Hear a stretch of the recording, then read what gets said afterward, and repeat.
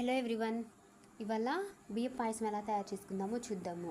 ఇది మనం తరచుగా ఇళ్లలో చేసుకుంటూ ఉంటాము, దేవుడికి నైవేద్యంగా పెడుతూ ఉంటాము, అలాగే గుళ్ళల్లో ప్రసాదంగా కూడా తీసుకుంటూ ఉంటాము.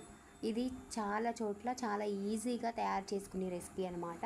ఇది ఎలా తయారు చేసుకుందామో చాలా సింపుల్గా చూద్దాం. Let's start.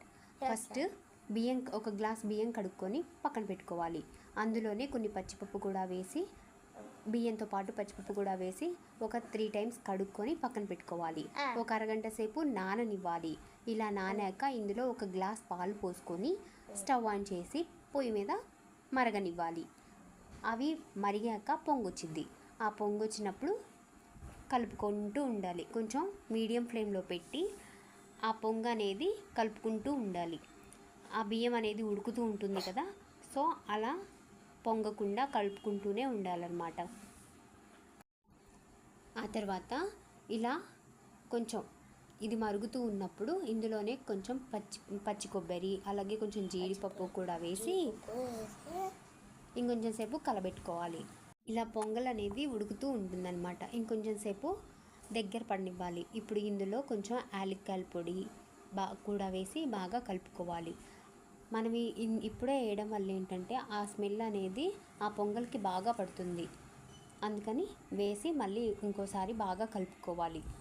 ఇంకొంచెం సేపు దగ్గర పడనివ్వాలి. ఇలా ఇంకొంచెం సేపు దగ్గర పడ్డాక ఇందులోనే కొంచెం ఉప్పు కూడా వేసి దగ్గర పడనివ్వాలి. ఇలా దగ్గర పడుతూ ఉంటుంది. అప్పుడు మనం ఇలా బెల్లాన్ని అనేది ఇలా చక్కగా తురుముకొని పక్కన పెట్టుకోవాలి. ఇలా బియ్య పాయసం ఉడికాక అందులో ఆ బెల్లం కూడా వేసి బాగా కలుపుకోవాలి. కలుపుకొని ఇంకొంచెం దగ్గర పడనివ్వాలి. ఇలా ఒక 2 మినిట్స్ అనేది కంటిన్యూస్గా కలుపుతూ ఉండాలి, ఎందుకంటే అడుగు అంటకుండా చూసుకోవాలి. అందులోనే కొంచెం లైట్గా ఒక 1 టేబుల్ స్పూన్ ఆఫ్ షుగర్ కూడా యాడ్ చేసి ఒకసారి కలుపుకొని దగ్గర పడనివ్వాలి. ఇలా దగ్గర పడ్డాక మళ్ళీ ఒక గ్లాస్ పాలు కూడా పోసి ఒక సిమ్లో పెట్టుకోవాలి. 5 మినిట్స్ అనేది ఖచ్చితంగా సిమ్లో పెట్టుకుంటే మనకి బియ్యం పొంగల్ రెడీ. ఇలా బాగా కలుపుకోవాలి. చూస్తున్నారు కదా, ఇలా కలుపుతూ ఉంటే మనకి ఆ కొబ్బరి ముక్కలు, అలాగే జీడిపప్పు ముక్కలు, అలాగే మనం వేసిన ఆ పచ్చిపప్పు అన్నీ కూడా చాలా క్లియర్గా తెలిసిపోతుంది. మనం వేసిన యాలక్కాయల ఫ్లేవర్ వల్ల మనకి ఆ స్మెల్ కూడా ఉడుకుతుంటే చాలా క్లియర్గా తెలుస్తుంది. ఇంతే, వెరీ సింపుల్. మనకి పొంగల్ అనేది రెడీ అయిపోయింది.